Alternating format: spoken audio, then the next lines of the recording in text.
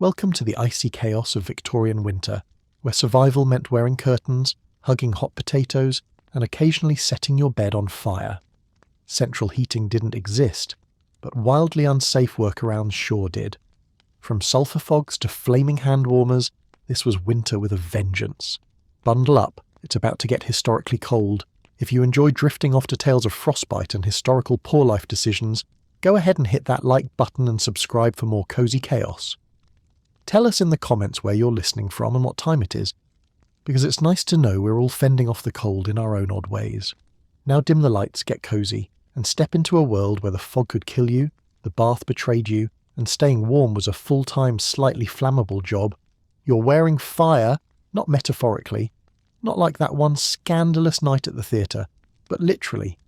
Your hands are buried deep inside your fur hand warmer, and something doesn't feel right.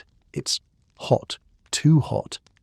But you refuse to take your hands out because the air outside feels like it's been personally cursed by Jack Frost and Queen Victoria in a joint séance. The hand warmer is vintage, fur-lined, and deceptively innocent-looking. What no one can see is the small metal canister inside, filled with slow-burning charcoal. You are, at this moment, a walking fashion statement and a portable furnace, and quite possibly a future insurance claim.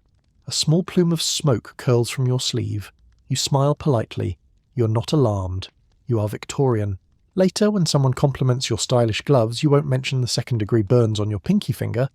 You'll just nod, because your hands are still attached, and in winter that counts as a success. While the Victorian upper crust prided themselves on elegance, survival sometimes meant walking a tightrope between toasty and on fire. Enter the fur-lined hand warmer, a fashionable tube of fluff that sometimes doubled as a miniature death trap. The basic design was innocent enough, a cosy accessory into which one could slide chilled fingers.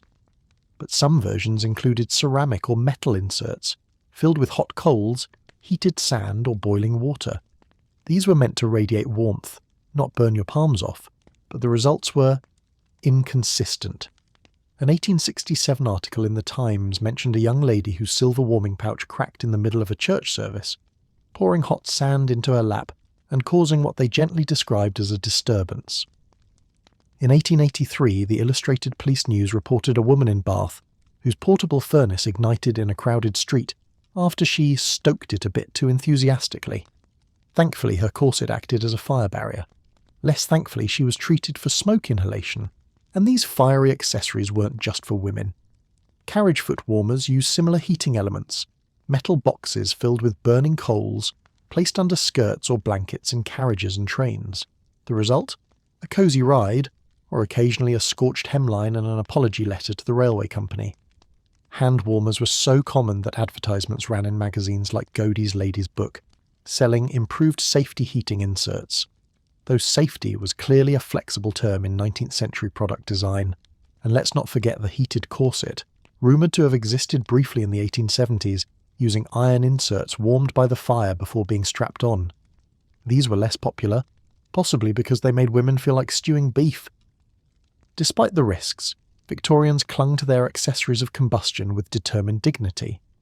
Warmth, after all, was worth the occasional singed lace cuff or spontaneous combustion event. Fashion may have been pain, but winter fashion. That was pain with a side of coal smoke. Still, if your hand warmer's on fire and your corset's beginning to simmer, there's only one sensible solution left. Find a room full of sweaty strangers, pack yourself between them like herring in a barrel, and order something alcoholic, preferably something that burns twice, because nothing says refined winter survival quite like sweating through your waistcoat in a Victorian pub at full capacity, where the ale's warm, the fire's hotter, and social distancing hasn't been invented yet. The smell hits you first. Ale, smoke, damp wool, and a hint of something that once resembled meat. Maybe. You push through the crooked wooden door and are immediately swallowed by a fog of pipe smoke and overheated bodies. The outside world disappears behind you. The ice on your eyelashes melts, the frost in your bones begins to evaporate, and your feet, still mostly made of numbness, squelch across the sticky floor with gratitude. The pub is chaos. Glorious, stifling, sweaty chaos. There's a roaring fire in the corner, a tangle of scarves and shouting near the hearth, and a very large man asleep in a puddle of something that may or may not be beer. You'd be concerned, but frankly, Your top priority is getting close enough to the fire to toast at least one limb. You wedge yourself between two chimney sweeps who smell like burnt bacon and victory. It's perfect. You're warm, your boots are steaming, and someone hands you a drink that tastes like despair but goes down hot. You'll stay until the sweat seeps through your chemise, and then stay another hour. Because once you leave, well, the air tries to kill you again. Victorian pubs were less about ambience and more about body heat and boiling cider.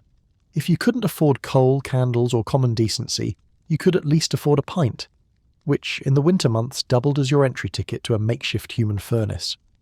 These public houses were often packed wall to wall in cold weather, with patrons jostling for a place near the fireplace. The Illustrated London News reported in 1879 that during a particularly frigid December, London pubs were so overcrowded with people seeking warmth that some establishments instituted time limits for loiterers who hadn't ordered a second drink. And while pubs did offer roaring fires, they also offered something far more essential: proximity to the living.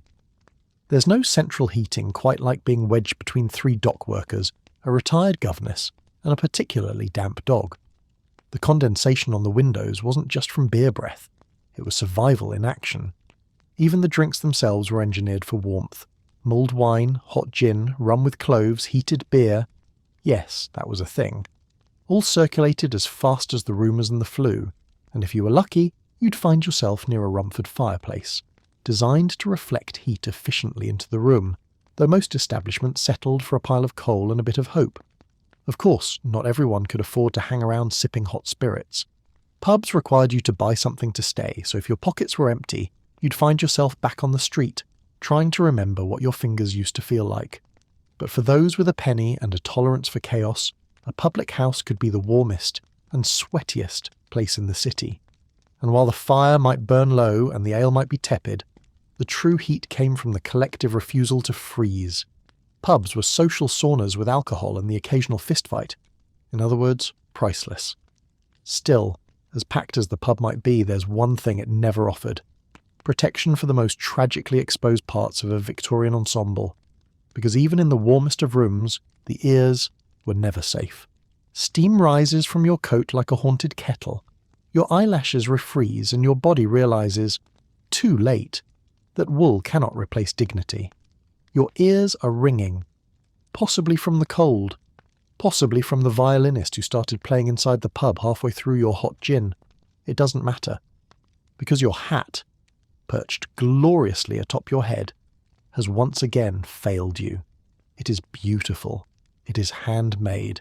It has velvet trim, ribbon detailing, and absolutely no intention of covering your ears. You wrap your scarf tighter, already knowing it won't help. The wind pierces through like a passive-aggressive aunt commenting on your posture. Your bonnet flaps uselessly in the breeze. A woman passes you wearing something that looks like a fur-lined crown. Her ears are also blue. At this point, it's not about style. It's about survival. But for the Victorians, those two were rarely allowed to overlap. Despite the very real threat of frostbite, Victorian winter fashion stubbornly clung to the ideal that aesthetic excellence outranked thermal function.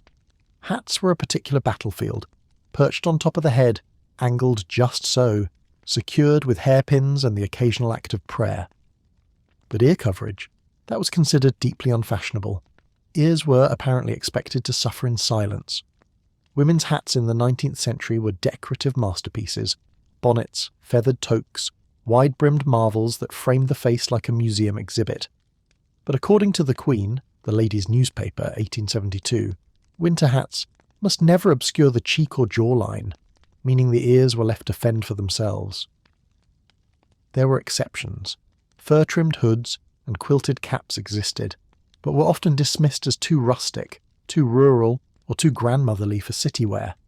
Even Queen Victoria herself, known for her fondness for both mourning attire and practicality, favoured small bonnets that emphasised silhouette over survival.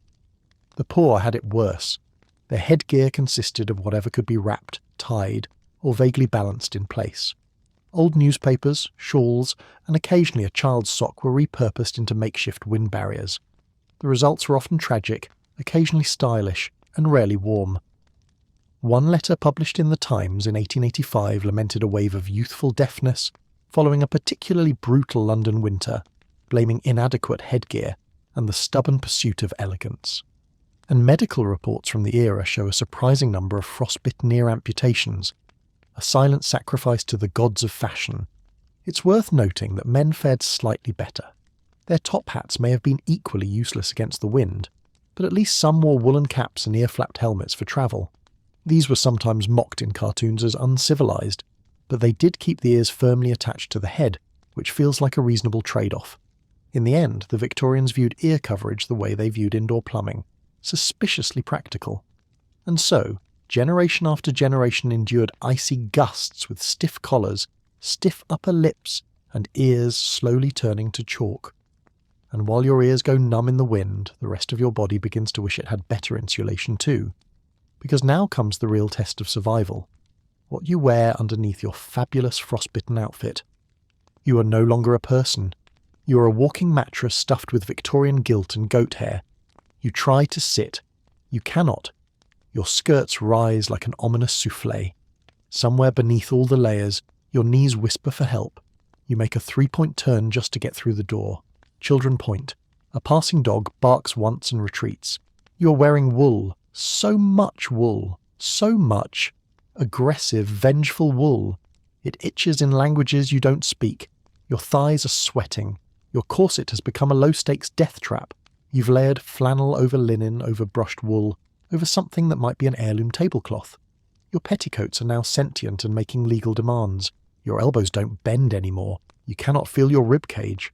But by God, you are warm. So warm, in fact, that you're beginning to hallucinate Victorian summer. You think you just saw it. It waved. It had lemonade. Someone asks if you're all right. You answer with a muffled yes, but the sound gets absorbed by your bodice lining. They take your silence as historical accuracy. You have not even left the house. The Victorian philosophy of winter dressing was simple.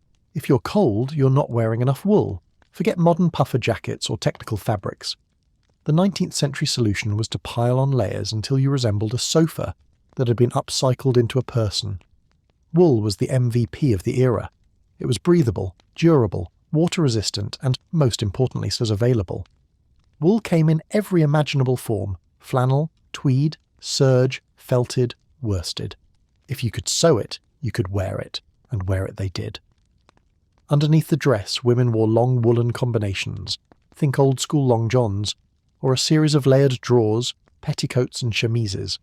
Some women even wore knitted wool bloomers under their corsets.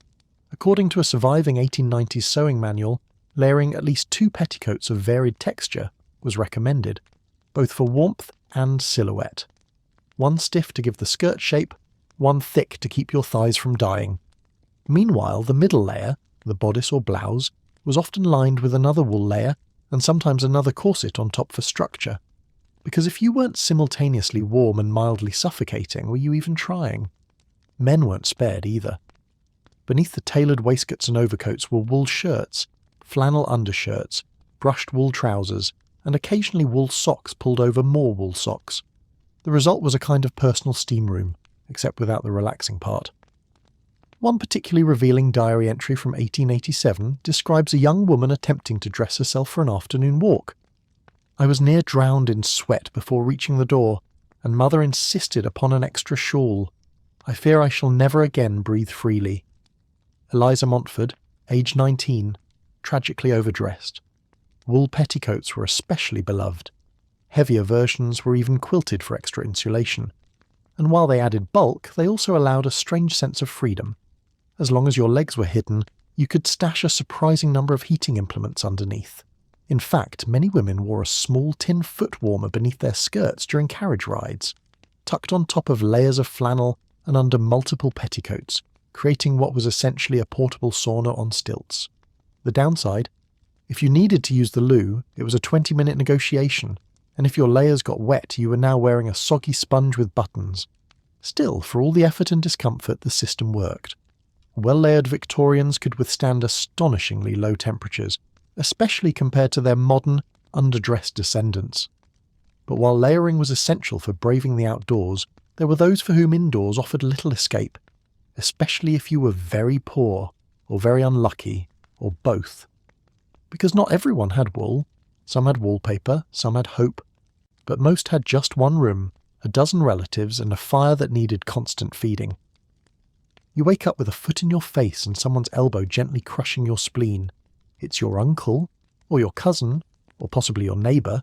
The bodies are stacked too tightly to tell anymore. There's a fire going somewhere.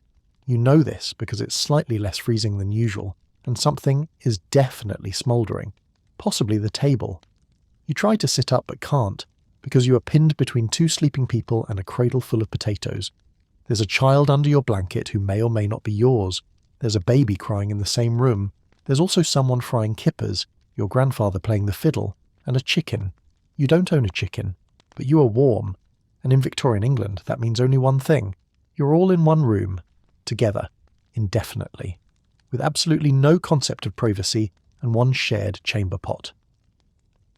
In the Victorian era, warmth was often achieved not by clever architecture or advanced insulation, but by cramming as many living bodies into a single room as humanly possible, and then adding one more for luck. For the working poor, multi-room homes were a luxury. In cities like London or Manchester, entire families, sometimes 10 or more people, would share a single room that served as kitchen, bedroom, living room, nursery, hospital and morgue, though preferably not all at once.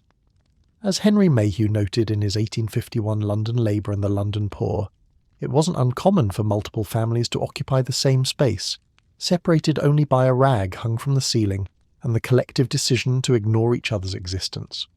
In one room I saw a man, wife and 3 children occupying a bed, while a lodger cooked herrings on a fire 3 feet away. And these rooms were rarely insulated. Drafts crept through broken windows, warped floorboards, and walls so thin you could hear your neighbour's toothache. The only real heat came from coal fires, oil lamps, or the crushing presence of your extended family. People didn't just sleep next to one another for affection, they did it to prevent hypothermia. Body heat was currency. In truly desperate homes, families would sleep in shifts, taking turns closest to the fire or the one good blanket. Others used bricks or hot water bottles wrapped in cloth to warm the bedding, though bedbugs often got there first. In rural areas, even animals joined the fun. Pigs, goats, and chickens were occasionally brought inside to share heat, and because leaving them outside meant losing both warmth and dinner. And while this sounds unbearable to modern ears, many Victorians accepted it as normal. To be alone in a room, especially warm and alone, was either a mark of status or something suspicious. It wasn't comfortable, it wasn't quiet. But if you made it through the night without frostbite and only mild emotional scarring, you could call it a win. But if you couldn't stand the noise, the snoring, or the gentle aroma of 8 people sharing one bedpan, there was always another option. You could go outside, to a place with alcohol, shouting, a roaring fire, and roast meat hanging from a hook. Because at the local pub you weren't just escaping the cold, you were roasting in it. You're standing on a frozen river and pretending this is a good idea. Because nothing says wise winter decision like trusting your life to a layer of ice formed by a moody 19th century climate and unregulated optimism. Beneath your boots the Thames groans like it just stood up too fast. You ignore that. Instead you focus on the man selling hot eel on a stick, next to a makeshift printing press that is somehow both frozen to the ground and on fire. A woman skates by in full velvet carrying a goose. The goose is wearing spectacles. You make eye contact. You feel judged. You pay a coin to a man with no eyebrows, possibly frostbitten off, and he hands you a certificate that reads, "I survived the frost fair. Please clap." You nod solemnly, as the ice beneath you cracks just slightly louder than you'd like. Nearby, children are playing ice bowling with what might be a severed pig's head. Someone's roasting an ox. Someone else is juggling fire. The river shifts beneath you, like it's trying to decide if you're worth killing. This is the most festive brush with death you've had all week. Frost fairs were a rare but spectacular phenomenon in the Victorian era, chaotic winter carnivals held directly on top of the frozen River Thames. When the weather turned cold enough for long enough, the river would freeze solid, and Londoners would decide logically that this was the perfect time to throw a massive party on it. The last major Thames Frost Fair occurred in 1814, during what was known as the Little Ice Age, when Europe experienced dramatically colder winters. For 4 glorious days, Londoners set up booths, stages and food stalls directly on the ice. There was dancing, gambling, roasting meat, skating, and even temporary taverns serving hot punch to customers standing on a river that, under any normal circumstance, would kill them. The events were documented in newspapers and journals with a mixture of awe and disbelief. One observer wrote, "The Thames was our ballroom, our theatre, our marketplace, and our gamble." A printing press was dragged onto the ice, and people paid to have their names printed on souvenir cards declaring they had braved the fair.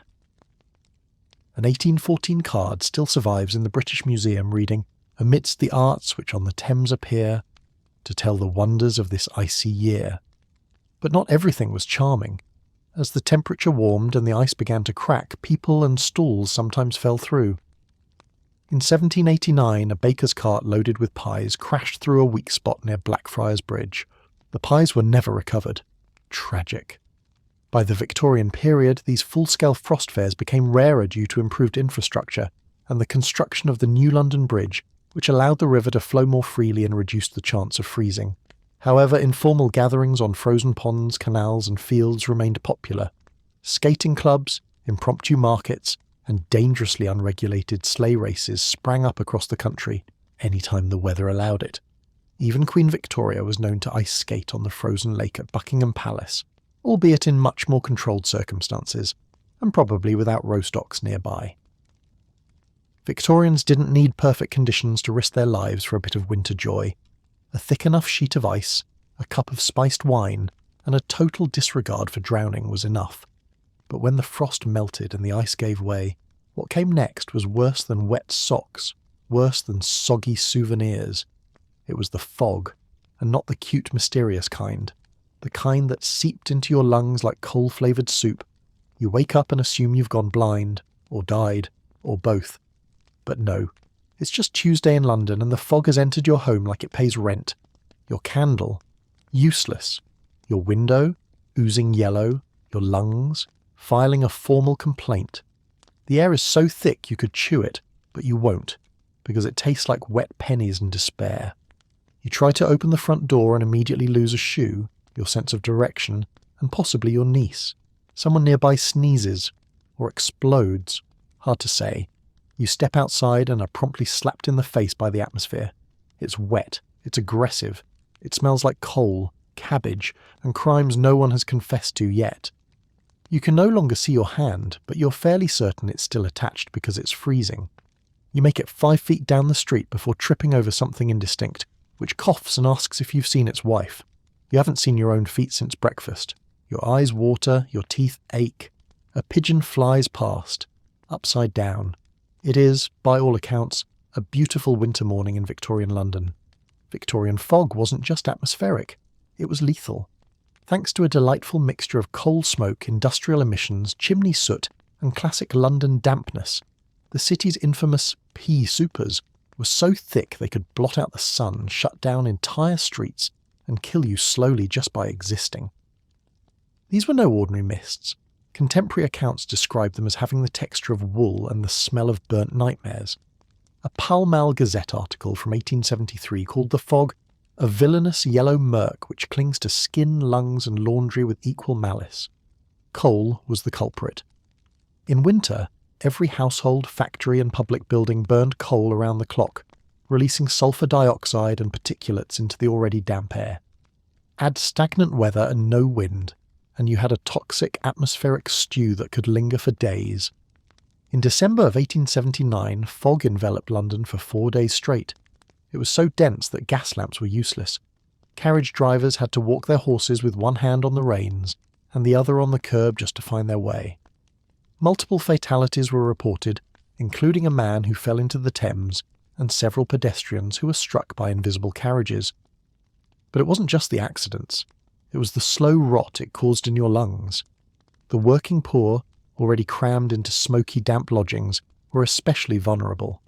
Reports of fog fever, chronic bronchitis and winter consumption, Victorian for your lungs have given up, skyrocketed during heavy fog spells.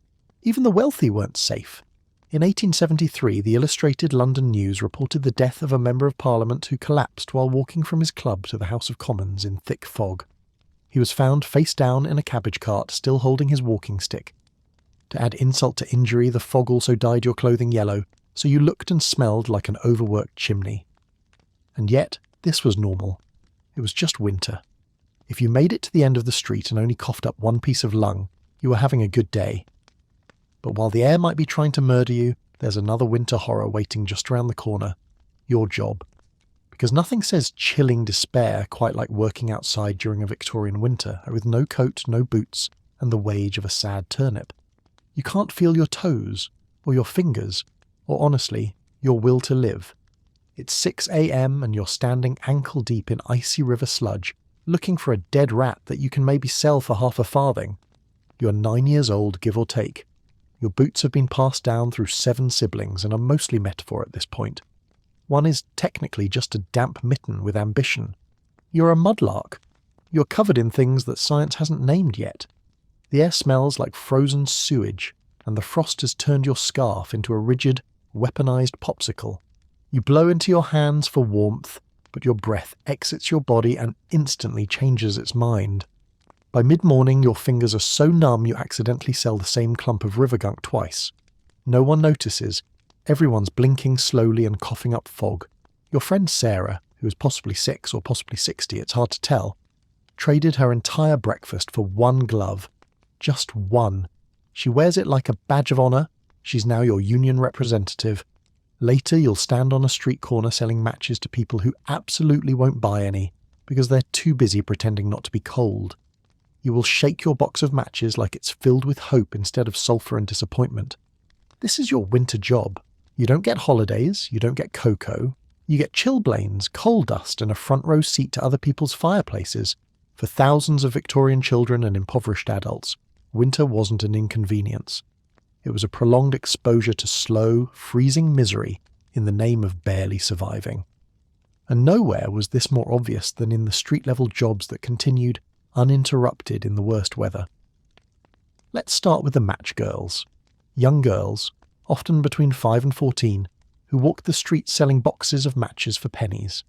These weren't cheerful Dickensian street urchins. They were underfed, overworked, and often chemically poisoned by the very matches they carried. Their job didn't pause for frostbite or illness. In fact, cold weather made their wares more appealing, but only to those who could afford to strike a light, which was rarely the case. A match girl's winter uniform typically included thin shoes, fingerless gloves, if any, and a shawl that may have once been fabric. They often slept standing up near bakeries or warm vents, and if they didn't sell enough matches by nightfall, many were beaten by employers or families, because yes, Victorian capitalism was also freezing. Then there were the mudlarks, children and elderly paupers who scavenged the banks of the Thames for anything sellable. This meant climbing down frozen slippery ladders into ankle-deep river muck, digging for nails, bones, old boots or discarded cigar stubs. Winter made this job especially horrific. The icy mud could cling like cement, and falls into the river were common and often fatal. Journalist Henry Mayhew interviewed several child mudlarks in his mid-19th century reports. One 11-year-old boy described working from first light till no light, shivering in damp rags, hoping to earn enough to buy a crust of bread. A good day's earnings, 2 pence, a bad day's, pneumonia. Meanwhile, crossing sweepers, boys who cleared the filthy streets of slush and horse waste so that wealthier passers-by wouldn't soil their boots, had to stand outdoors all day, regardless of temperature. Their reward? Occasional pennies tossed at them like breadcrumbs. If they dared ask for more, they were frequently beaten by police or rival sweepers. Chimney sweeps fared no better in winter, often sent up freezing flues with nothing but a broom and a prayer. Flues were especially dangerous during the colder months when fires were constantly burning. If the child was too slow, he could be trapped in the chimney while it was still hot, a fate that, horrifyingly, was not rare. And of course, newspaper sellers, flower girls, bootblacks and street singers all suffered the same grim truth. If they didn't work, they didn't eat. And if they didn't eat, they didn't survive the cold. Victorians called it the season of charity, but for most of the poor, winter was less about giving and more about not dying very publicly. Newspapers occasionally ran stories about freezing deaths. The elderly woman found curled in a stairwell with a broken shawl, the boy who collapsed while trying to light a fire under a bridge. They were typically buried in the back pages somewhere between farm reports and cricket results. Yet through all of this, people endured. They created makeshift shelters from crates and tarps, huddled together in workhouses or beneath market stalls, and clung to humour, stubbornness, and community to survive. Because if there was one thing more common than frostbite in Victorian winter, it was refusing to give up. And for those lucky enough to have a roof over their heads and at least one good blanket, the next question wasn't just how to stay warm, it was what to burn. Because when the coal runs out and the fire dies down, you start looking at the furniture a little differently. You've run out of coal again. You stare into the fireplace, which is now just a hollow box of cold regret. There's a faint smell of old ash and something that may once have been optimism. You check your coal scuttle. Empty. You check your neighbour's coal scuttle. Also empty. You briefly consider checking your neighbour's pockets, but they're already eyeing your chair with suspicious interest. You glance at the piano. It's mocking you. 5 minutes later, your living room smells like scorched Beethoven, and you're trying to convince your aunt that the tea tastes funny because it's smoky. She's not buying it. You feed the fire one leg of the dining table, then a busted parasol, then a stack of old newspapers you swore you'd read someday. Your eyes sting, your lungs rattle. Your cousin walks in and asks what happened to his writing desk. You tell him it was a tragic act of arson, committed by necessity. You're now heating your home with household objects, broken dreams, and blind hope. For many working-class Victorians, running out of coal during winter wasn't a possibility. It was a regular event. Coal was expensive, especially when bought in small quantities, and households that couldn't afford bulk deliveries often ended up rationing it like gold dust. When the fire sputtered and the last briquette crumbled, the solution was often simple: burn whatever else you could get your hands on. That meant broken furniture, crates, old shoes, discarded fabric, dried-out brush, and occasionally the piano. Not an exaggeration. A report from the Morning Chronicle in 1856 described a family who dismantled their upright piano over the course of 3 days to keep a fire going during a brutal January frost. In particularly poor districts like Whitechapel or Lambeth, people scavenged the streets and alleys for burnable trash. Mayhew's London Labour and the London Poor describes dust women and rag pickers collecting wood scraps and coal dust to sell as fuel. Entire secondary economies sprang up around the recycling of burnable refuse. One common practice was the creation of coal balls, a thrifty DIY fuel source made by mixing coal dust, collected from streets, cellars or coal yards, with water, clay or even cow dung, then forming it into balls and letting them dry. These were often smoky, inefficient and smelled like despair, but they burned. Sometimes. Children were frequently sent out to gather firewood from parks, construction sites, or abandoned buildings. In cold winters, this became dangerous, both because of the weather and because the definition of abandoned was often debatable. Chimney sweep ash was occasionally reburned. Yes, that's right. Victorians were so committed to keeping warm, they reburned ashes, hoping there was one last spark left in the dust. If it crackled, it was a victory. And when no fuel could be found, rooms were simply sealed off. Families would retreat to one tiny space, close the doors, stuff rags under the cracks, and sit wrapped in every article of clothing they owned, waiting for the sun or death, whichever came first. There are even documented instances of burning family heirlooms, Bibles, photo albums, lace curtains. Anything combustible became firewood. In one particularly haunting anecdote from a letter published in the Times, a widow wrote, "I burned his books. He would have forgiven me. They gave us 2 nights of warmth."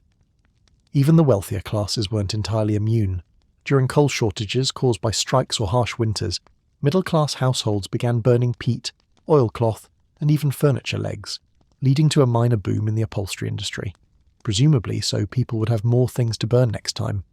In short, if it could fit in the fire and wasn't nailed down, it was fair game. Victorian survival wasn't just about what you had, it was about what you were willing to part with to stay warm. But even if your fire was roaring and your piano was halfway gone, warmth was fleeting. Sooner or later the chill crept back in, under the door, through the cracks, straight into your bones. And that's when you started eyeing the curtains, not to burn, but to wear. You were wearing your drapes, not as a costume, not for flair, out of necessity.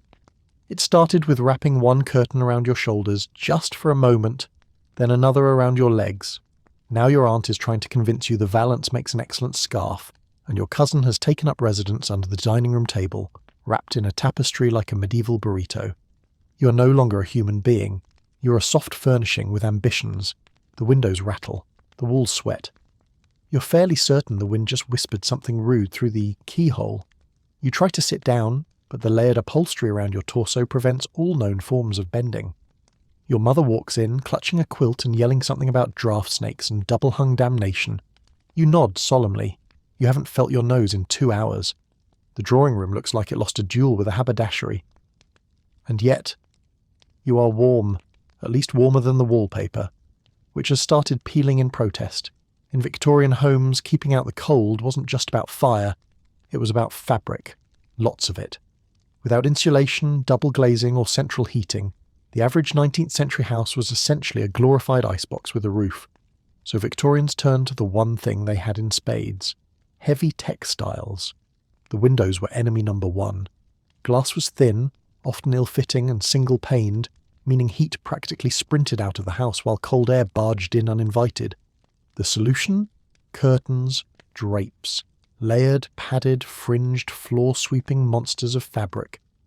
According to an 1862 issue of the English Woman's Domestic Magazine, winter curtains were to be made of velvet, brocade, or thickly quilted serge, lined with wool, and ideally weighted at the bottom to prevent movement. Some households even hung blankets across the windows at night, and rolled them up again in the morning like theatrical set changes. The more elaborate the curtain, the more status it conveyed. But practicality also played a role. Many middle-class homes used curtains inside the room as well, separating hallways from parlours, doorways from stairwells, and even beds from the surrounding air. Yes, beds. Canopy beds with thick drapes weren't just romantic, they were strategic. Curtains around the bed helped trap body heat during sleep, which was especially vital in rooms that often dipped below freezing at night. Even in homes with fireplaces, the heat rarely reached more than a few feet. And the layering didn't stop there. Victorians embraced the idea of wall tapestries, quilted wall hangings, and even thick rugs hung like medieval insulation. If a surface could accept fabric, it got fabric. Entire drawing rooms were swallowed in a haze of fringed warmth, like being hugged by a very fancy octopus. Floors, too, were heavily carpeted. Not for aesthetic reasons, although that helped, but because stone and wood floors in winter could siphon the life force out of your feet. Thick rugs, ideally wool, were laid in overlapping patterns for maximum coverage. In some homes, particularly those with high ceilings and poor insulation, the family would retreat to a single room for the winter months, sealing off others with thick curtains or even tacked-up quilts. It was the 19th century version of a panic room, only instead of hiding from intruders, you were hiding from the atmosphere. There's even mention in the Household Guide for Winter Comfort, published in 1883, of a draft sausage, a long fabric tube stuffed with rags or sand, placed along the base of doors and windows to block cold air. These were often homemade, sometimes decorative, and frequently shaped like actual sausages, which honestly raises more questions than answers. But perhaps the best-known tactic was just wearing the curtains, not metaphorically. If an extra shawl couldn't be found, Victorians wrapped themselves in the closest available textile. A curtain, a tapestry, a chair throw, nothing was safe. They became cloaks, skirts, or makeshift duvets. Desperation, as always, was the mother of invention, and very questionable fashion. Still, as clever as layered curtains and tapestry capes were, they couldn't heat your bed. And when the sun went down and the fire went out, you'd better pray someone remembered the pan of burning coals. You're trying to fall asleep in what feels like a haunted meat locker. Your breath is visible. Your teeth are shivering. Your pillow has the texture of frozen meringue. Somewhere beneath the covers, you are vaguely aware of your legs, but you can't confirm they still exist. At the foot of the bed sits a metal pan filled with burning coals, which you've been assured is perfectly safe, by the same person who once boiled socks for warmth and nearly set the cat on fire. The pan glows softly in the dark like a demon on holiday. You don't move, you don't blink, you breathe shallowly in case oxygen encourages combustion. The bed sheets are crisp, literally. They crackle when you shift, like pastry that resents you. You've wrapped yourself in 4 blankets, 2 shawls, a curtain, and what might be your grandmother's embroidered table runner. You're 40% fabric and 60% doubt. The warming pan hisses. You consider kicking it away, but you'd have to move your leg and the risk of spontaneous foot flambe is too high. You try to fall asleep with your feet 2 inches from a portable fire hazard and your body dressed like a Victorian lasagna. You dream of summer. You wake up cold. The warming pan is still there, judging you. In Victorian bedrooms, staying warm overnight was an art form, a science, and occasionally an act of arson. Fireplaces were unreliable, coal was expensive, and insulation was wishful thinking. Once the hearth cooled and the lamp was out, you were left with nothing but body heat, thick blankets, and hot metal objects shoved under the covers. The most common tool of winter bedtime survival? The warming pan. Typically made of brass or copper, these pans featured a long wooden handle and a shallow basin filled with glowing coals, heated stones, or even boiling water. Before bedtime, a servant, or an unlucky family member, would take the pan, place it under the bedclothes and slide it back and forth to warm the sheets. Theoretically, this made the bed toasty and inviting. In practice, it often scorched the sheets, startled the sleeper, and occasionally set the bed on fire. The danger was real. Period newspapers contained grim little blurbs about house fires caused by improperly sealed warming pans or leaked embers. In 1871, the Derby Mercury reported a mattress that ignited most vigorously, resulting in a destroyed guest room and one alarmed but unharmed clergyman. Not to be outdone, some households use stoneware or ceramic bed warmers, jugs filled with hot water and sealed with a cork. These were safer, reusable, and less likely to incinerate the duvet. However, they were also prone to leaks and occasional explosions if filled too rapidly with boiling water, especially in cheaper models. Victorian bedtime was nothing if not high stakes. Those with money might have access to rubber hot water bottles, introduced in the latter half of the 19th century, but they were still a luxury. The poor? They may do with baked potatoes, heated bricks, or in some cases just another human. Yes, sleeping 2 or more to a bed wasn't just about space. It was about warmth. Letters and diaries often reference the practice without sentimentality. "Mother kept the twins on either side," wrote one factory worker's daughter in 1888, "and I laid on her feet until the fire was back in them." The bed itself also played a role. Feather beds and down-filled comforters were prized for their insulating properties, but only the wealthier classes could afford them. Others layered whatever they had. Coats, rugs, old curtains, folded tablecloths, basically anything flat and not currently being used to plug a window. And despite all this effort, many Victorians still woke up freezing, only to rush downstairs to restart the fire, or huddle in the kitchen where yesterday's warmth hadn't fully faded. Winter mornings began not with tea or reflection, but with panicked coal-stoking and a deep resentment toward the season. Still, if you survived the night and your mattress wasn't smouldering, you were already ahead of the game, because for some Victorians, warmth didn't come from furniture, clothing, or fire. It came from fur, preferably the kind that used to be alive. You're not cooking. You're not even hungry. You're simply loitering near a stew because it is the hottest thing in the house. The fireplace is barely smouldering. Your bedroom is now a meat freezer with wallpaper. But the kitchen is warm. The kitchen has soup. The kitchen is life. You've been standing next to this bubbling pot for so long, your ankles are now vaguely broth-flavoured. A cabbage just disintegrated from overexposure. You can no longer feel your face, but your knees are steaming, the windows are fogged. Your mother is yelling at you to stir something, but you pretend not to hear. You are in a trance, hypnotised by heat and turnips. The dog has passed out on the floor tiles. Grandpa has claimed a seat near the stove and will not move again until April. Your cousin is reading poetry aloud to the oven. Everyone is coping in their own way. You're not sure how long you've been here. Hours? Days? Time has no meaning when the kitchen becomes your seasonal habitat. In many Victorian homes, especially among the working and lower middle classes, the kitchen became the unofficial winter survival bunker. It was often the only room with a consistent heat source, thanks to the iron range or coal-fired cooking stove that burned for most of the day. As a result, it became not just the culinary heart of the home, but the physical and emotional hearth as well. Unlike modern kitchens, Victorian ones were designed with the endurance in mind. Heavy cast iron ranges radiated heat throughout the space. Cooking was a near-constant activity, with stews simmering for hours, bread rising on warm shelves, and kettles perpetually bubbling. This had a bonus effect. The entire room turned into a makeshift sauna. Damp, smoky and undeniably warm. Families would retreat there like migrating birds. Meals were often eaten, lingered over, and extended into reading, sewing, or just sitting in silence with your feet slowly defrosting near the hearth. In households with limited coal, the family might shut off the rest of the house entirely, closing doors, hanging blankets over entryways, and living exclusively in the kitchen for weeks. The aga of the day was the black iron range, such as those manufactured by firms like Flammable and Karen. These appliances were beautiful but also incredibly labour-intensive. They had to be fed coal regularly, the flues cleaned, the temperature monitored by sheer guesswork, and the ash emptied constantly. But once heated, they stayed warm for hours, radiating comfort into every tea towel and potato within range. But warmth came with trade-offs. Kitchens were often smoky, damp, and full of soot. Chimney drafts were unpredictable, and the smell of boiled cabbage could fuse permanently with your curtains and soul. Still, it beat freezing to death in the parlour.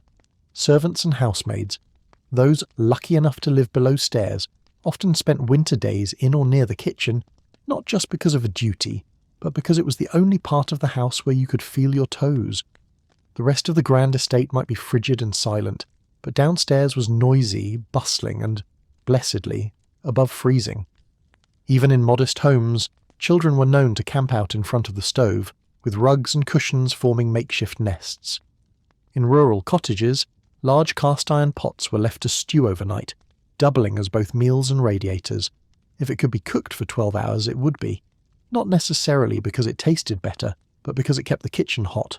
And if the range broke? Chaos. One letter to the Liverpool Mercury in 1874 describes a family forced to cook over an open fire for 2 weeks after their range cracked during a frost. The mother wrote, "We feared the soup would never be the same, nor for that matter would we." But for those truly blessed by fortune, or fashion, warmth didn't always come from stew, stone, or soot. Sometimes it came from fur, lots of it, preferably from something that once had sharp teeth and a winter coat of its own. You're being eaten by a wolf, or at least that's what it looks like. You've wrapped a fur stole around your neck, it still has teeth. The claws dangle over your chest like a warning. The tail is in your mouth. You're told this is elegant. Your coat weighs roughly the same as a toddler. Your hand warmer, is lined with something that may once have roamed Siberia. Your hat is moving? No, just a breeze. Probably. You attempt to sit down, but the bear pelt draped over your shoulders disagrees. It wants to stand. You want to nap. Compromise is impossible.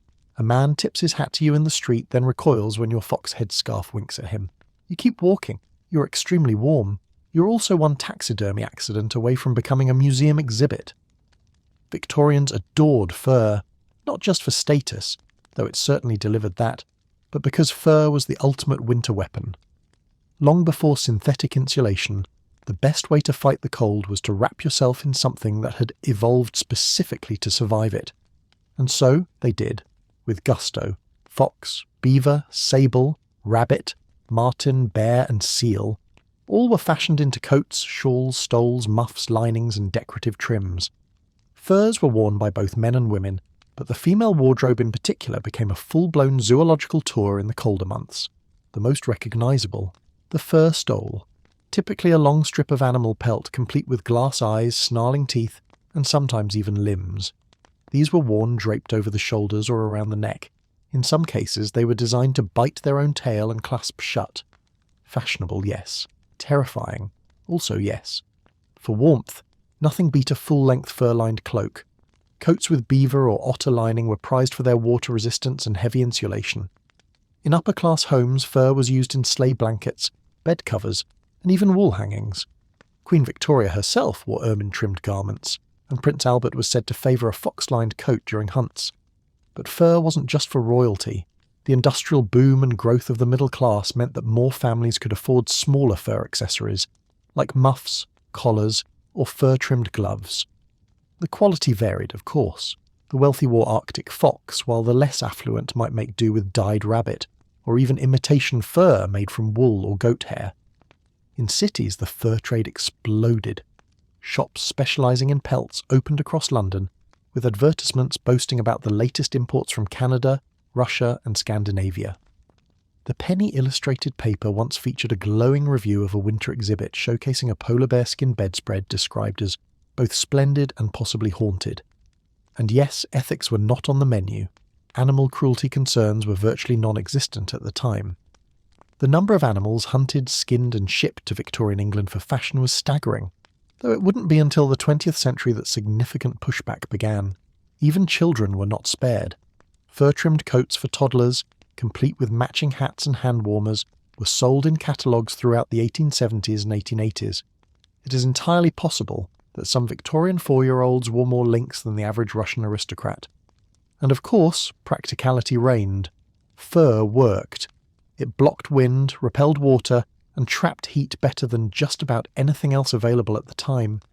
In carriages and train cars, passengers often brought lap robes made of bear or buffalo hide, which doubled as mobile saunas. Was it heavy? Yes. Was it overkill? Often. Was it ethical? Victorians didn't care. Was it warm? You bet your fur wrapped behind it was.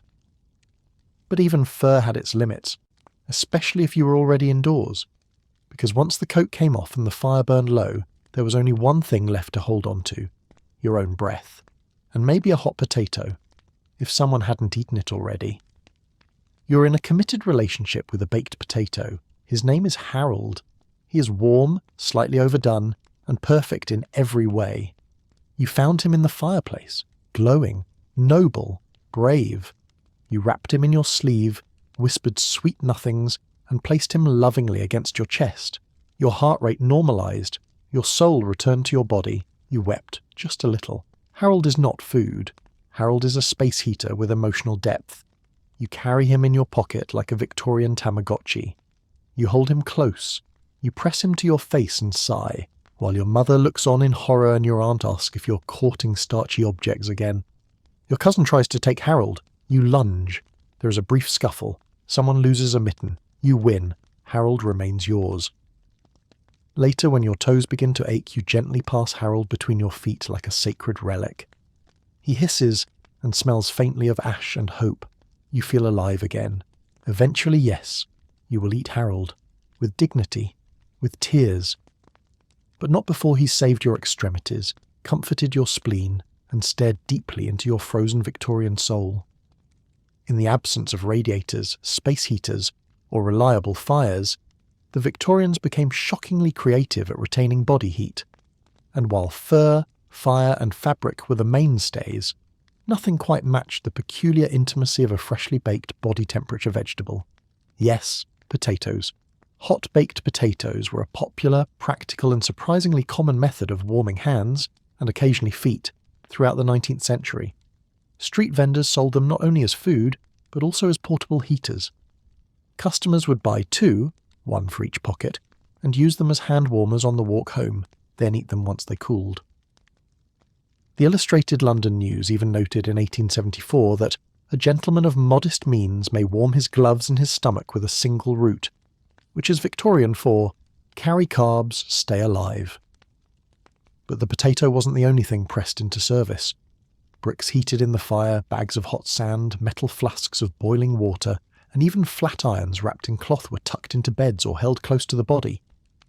If it got hot and wouldn't scream, it was fair game. More desperate still, some families filled glass bottles with hot water and tied them with rags to avoid burns. These early DIY hot water bottles were leaky, awkward, and occasionally shattered, but on the coldest nights, any scalding object was better than nothing.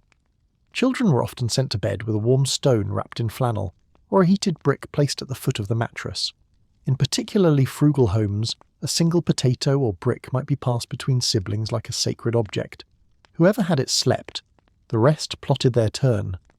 In Household Hints for All Seasons, 1881, one passage suggests warming a ball of wool in front of the fire and carrying it about the person during errands. Another section recommends wrapping one's torso in newspaper, which, while not elegant, created a shockingly effective heat barrier, and, as a bonus, made you rustle like a haunted library. The concept of heat hoarding became central to winter survival. Entire households would operate around the idea of preserving warmth like it was currency. Curtains stayed drawn, doors stayed shut, bodies huddled together, and the one warm object, be it fire, fur, or tuber, was cherished like gold. Even breath was recycled in a way. Some people would pull their shawl or scarf over their nose and mouth, creating a pocket of warm air to breathe in. This made conversation awkward, but warmth outweighed social grace, and yet, in the end, no matter how many bricks, potatoes, or prayer shawls you layered on, there was always one thing left to fear: your morning bath.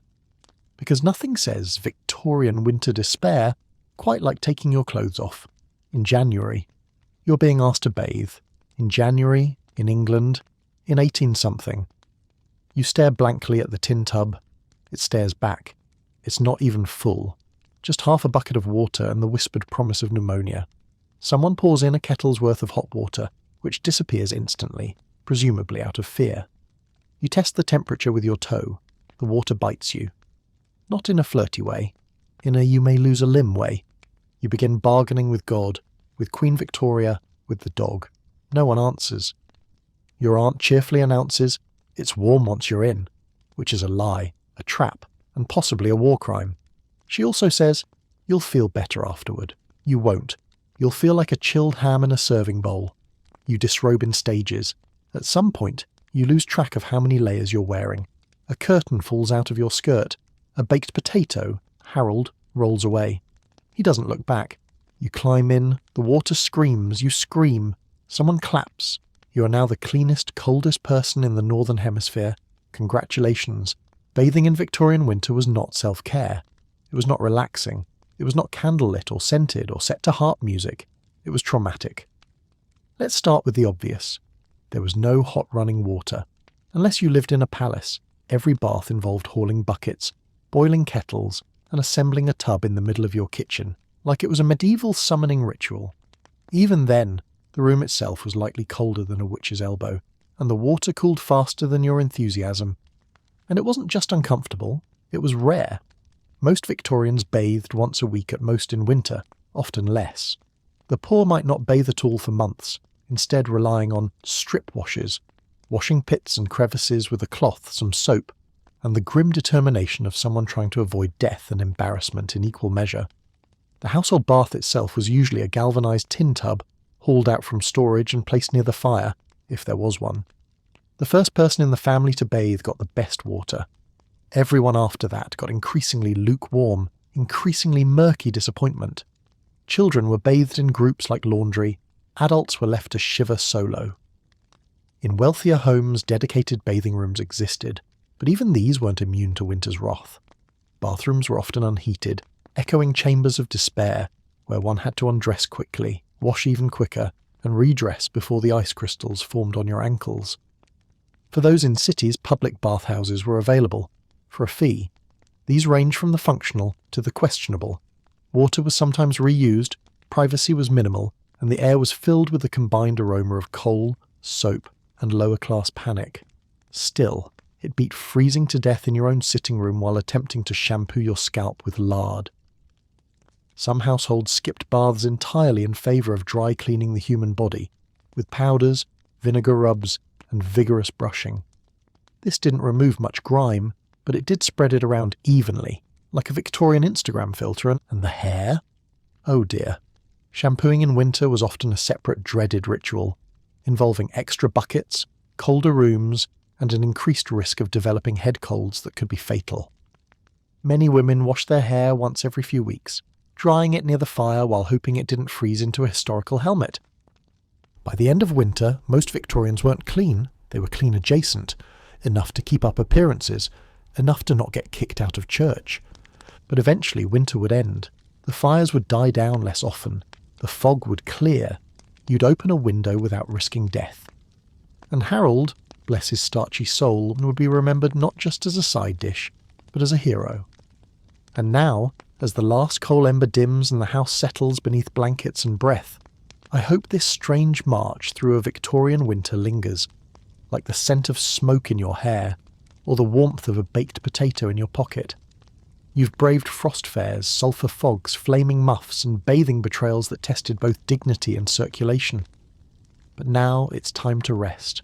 The fires are low, the windows are draped, and for tonight, the cold has been kept at bay. If you're still awake, congratulations. You've survived another bitter evening in a world without radiators, Hit subscribe so we can stoke up another strange corner of the past tomorrow night, and as you drift, the soft crackle of the fire will carry you deeper, far from the bite of winter and into sleep.